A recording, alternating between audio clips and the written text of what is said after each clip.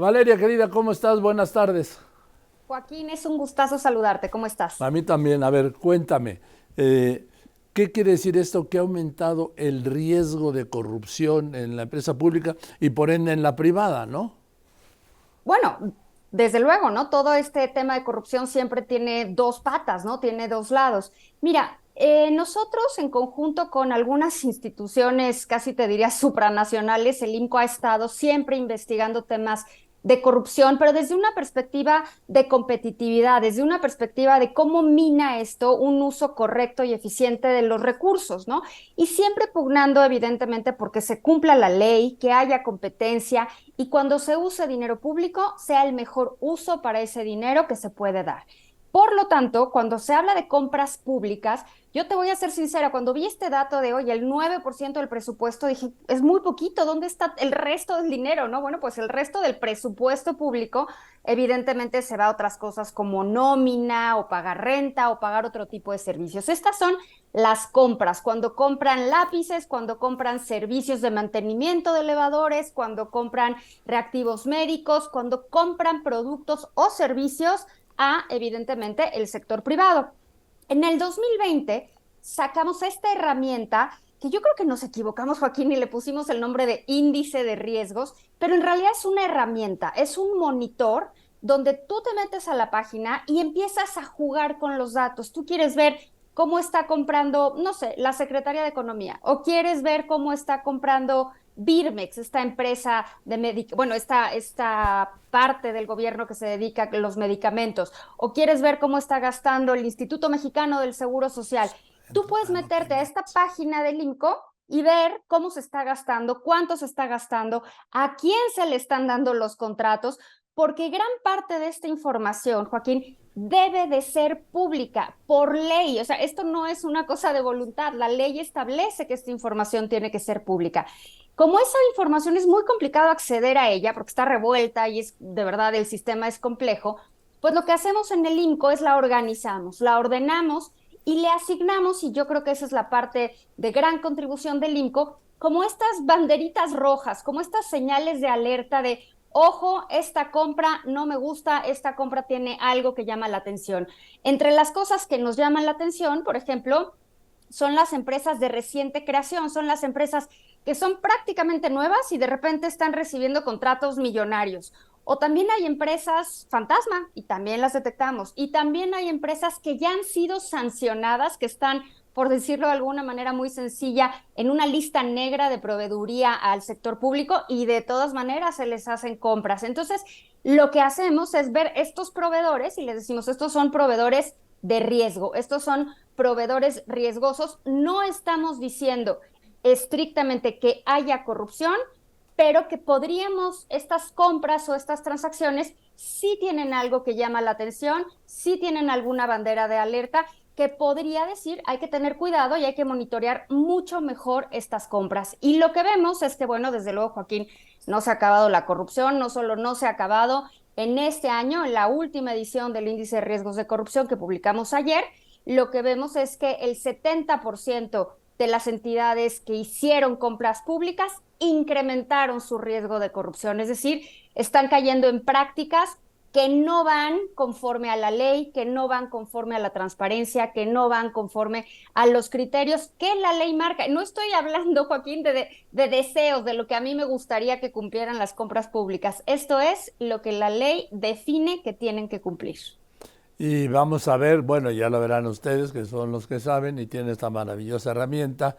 ¿Qué ha sucedido en todo este lapso que el presidente tiene en estado de coma al INAI? Que debe ser una Bueno, herramienta fundamental para no solo para los ciudadanos, sino para el IMCO. mira, por ejemplo, hay información que intrínsecamente no podemos tener como las compras de Pemex, ¿no? O sea, Pemex se sale de la administración pública en términos administrativos y entonces no podemos ver esas compras. En esta herramienta ponemos únicamente lo que se publica en Compranet, que es la herramienta a través de la cual se hacen las compras públicas, que hay que decir que es una herramienta ya vieja y que necesita que el sector público le dé un buen mantenimiento o si no nos vamos a quedar también pronto sin Compranet. Entonces, Compranet es el sistema y es la herramienta esta información que nosotros ponemos a disposición de todos no proviene de las solicitudes de información que le hacemos al INAI, que ese es otro tema y que por supuesto que es, bueno, es terrible lo que está sucediendo en el INAI. Esta es información que todas las instituciones públicas federales tienen por ley que hacer pública y disponible. Por ejemplo, si dan un contrato por, te voy a usar el ejemplo terrible, un servicio de mantenimiento de elevadores, pues tienen que publicar ese contrato, tienen que publicar los datos de la empresa a la que están contratando, tienen que publicar dónde se ubica geográficamente, cuál es la dirección de esa empresa, tienen que dar información y por increíble que parezca, muchísimas veces no dan la información o ponen información que no viene ni al caso, ponen información, o sea, ponen en lugar de poner el contrato, ponen otra cosa, ponen otro documento, simplemente como para subir algún documento y no cumplir la ley. Entonces, lo que nosotros hacemos es ir monitoreando todos estos procesos de compras públicas. Créeme, es un trabajal, pero me Sí. parece que es una herramienta que tendríamos todos los ciudadanos y en particular el medio periodístico que usar más, porque a través de esta herramienta podemos detectar casos que van más allá de la corrupción y que pueden terminar en tragedias como la que vimos la semana pasada con esta chiquita que murió atrapada en un elevador. Supongo, Valeria Moy, que lo de Segalmex es un pozo sin fondo, ¿no? Lo de Segalmex O lo del ISSSTE. lo de Segalmex es un pozo sin fondo, lo de Birmex es un pozo sin fondo. Estamos viendo un incremento en el riesgo de corrupción en el puerto de Salina Cruz, que sinceramente no es que esté en el radar así como público, que lo leamos continuamente, pero el puerto de Salina Cruz es una de las entidades que están gastando más y de forma más oscura, por decirlo de alguna manera. Y bueno, tenemos otras que salen bien, ¿no? El INEGI normalmente sale muy bien evaluado y bueno, pues hay temas que tenemos que seguir revisando, porque en efecto, Segalmex es un pozo sin fondo, Birmex es otro pozo sin fondo que tendríamos que revisar muchísimo más qué está pasando ahí, porque ya no son solo las adjudicaciones directas, Joaquín. De repente hablábamos como, bueno, suben las adjudicaciones directas. No, ya no son solo las adjudicaciones directas. La ley establece que se pueden hacer adjudicaciones directas, pero tiene que haber una justificación clara para hacer esas compras directamente. Ni siquiera ponen la información de por qué se hace una adjudicación directa. O sea, estamos viendo pues ya un comportamiento francamente riesgoso, mal uso de los recursos públicos en este caso, y sí, bastantes banderas, bastantes señales de alerta de que las cosas no son tan transparentes, no son tan claras y que, bueno, evidentemente la corrupción no se ha acabado, pero ni de cerca, Joaquín. Birmex es la empresa de las medicinas. Ah, sí, Vermex es la empresa de las medicinas, es esta empresa que se creó, ¿no? Para generar los reactivos médicos que se necesitaban. Veo aquí que dice, más de 13,000 adjudicaciones directas, el 16%, no contaron con el documento del contrato a disposición del público y poco más de 2,000 licitaciones públicas estuvieron incompletas. Eso es justo lo que te digo. La ley señala con mucha claridad que si se hace una adjudicación directa o cualquier transacción, tienen que subir el contrato. Y todo, cuando te digo subir el contrato, me refiero a lo tienen que publicar en Compranet para gente que, como tú y como yo, nos interesa el tema, nos podamos meter y ver si la empresa a la que le están comprando, no sé, Joaquín, los lápices, es una empresa que verdaderamente existe, que existe el contrato, que esa empresa verdaderamente vende lápices, o sea, que tengamos información de cómo se están usando los recursos públicos, que al final del día son recursos que provienen de todos los mexicanos que pagan impuestos. Y eso es lo que estamos viendo que Sí. simplemente ya no cumplen con esos requisitos, con esas obligaciones que marca la ley. Y por eso uno de los rubros que checamos en este índice de riesgo de corrupción es el de cumplimiento de la ley. Hay tres, es competencia, transparencia y cumplimiento de la ley. La primera vez que hicimos este índice, yo dije, ¿por qué vamos a tener un pilar o un grupo que se llame cumplimiento de la ley? Pues la ley es la ley y se tiene que cumplir. Pero pues para mi sorpresa, no, la ley no necesariamente se cumple en materia de compras públicas.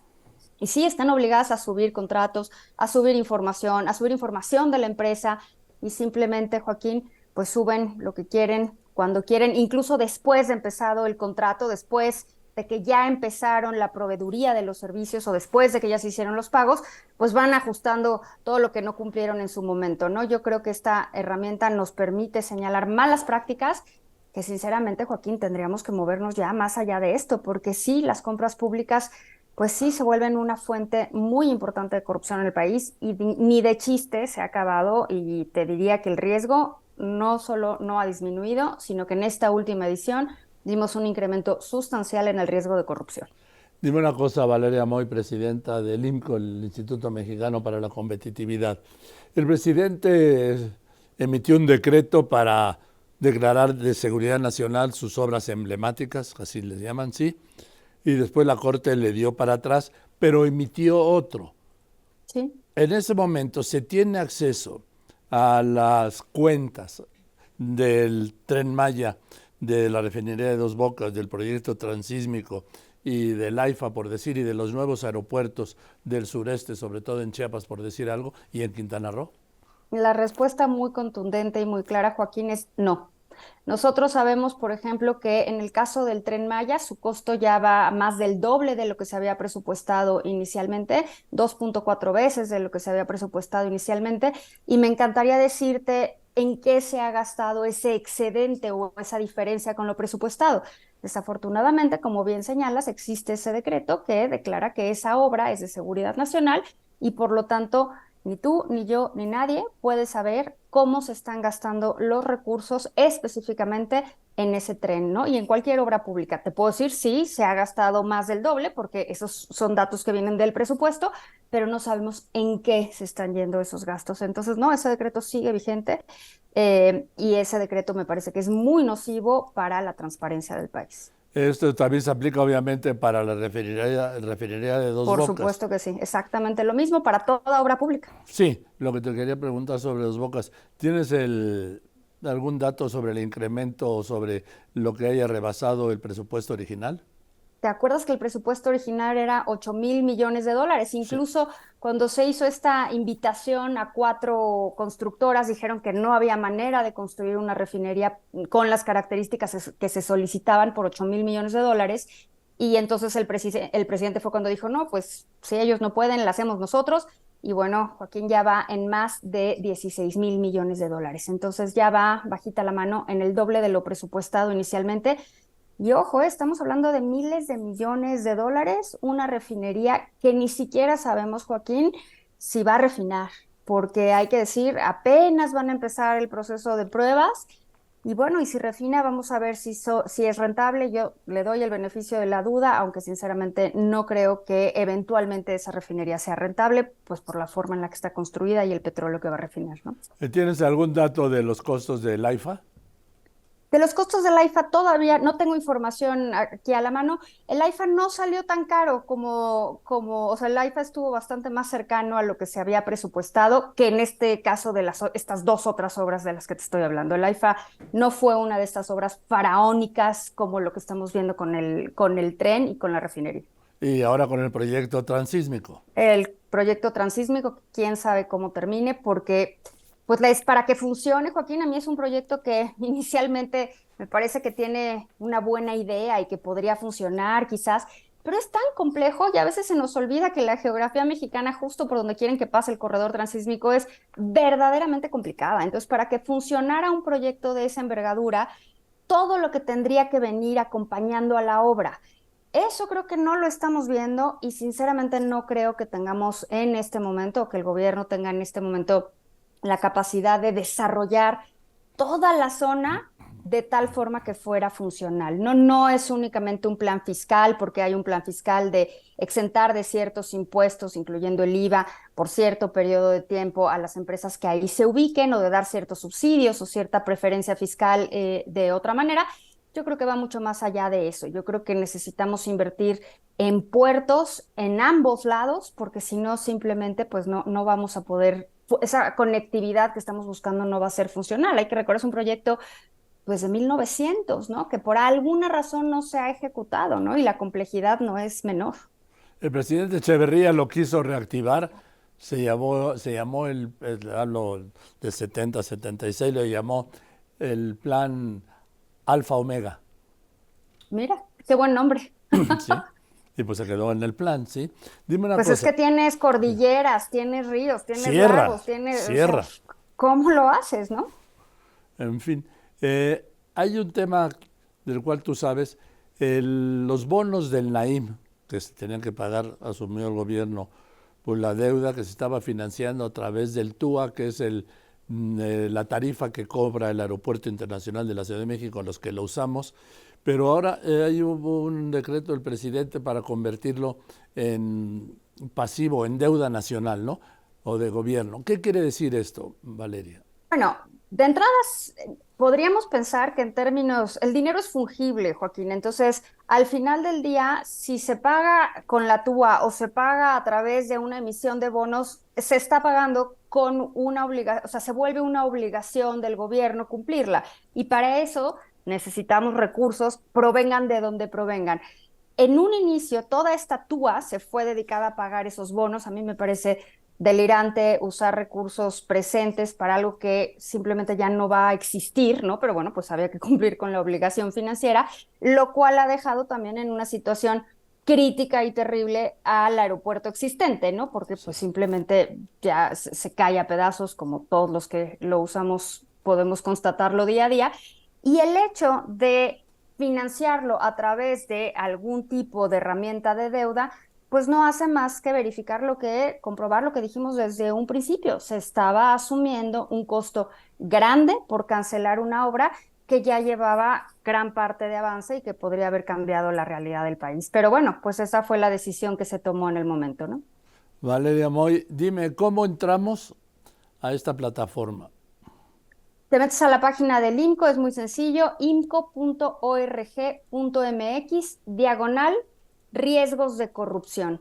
Y ahí tienes toda la información, toda la gente que quiera puede jugar con la información, puede jugar con los proveedores, puedes jugar con el año, puedes decir, yo quiero ver qué compró el IMSS en el 2020, en el 2021, puedes ver la trayectoria, puedes ver si el proveedor es nuevo, si el proveedor está relacionado con partes gubernamentales. O sea, hay muchísima información, es gráfica, es amable, que todo mundo debería poder usar, pues para evaluar el uso de los recursos que le decimos públicos, Joaquín, pero al final del día son recursos con los que todos contribuimos mediante nuestro pago de impuestos.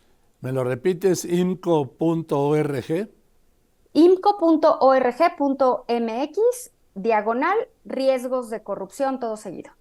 Gracias, Valeria, como siempre, y te mando un saludo y te aprecio mucho. Nos aclaras muchas cosas. No, gracias a ti, Joaquín, gracias por tu espacio y por tu No, audiencia. al contrario, Gracias. gracias por tu participación. Te mando un abrazo, que estés muy bien. Valeria Moy, presidenta del Instituto Mexicano para la Competitividad.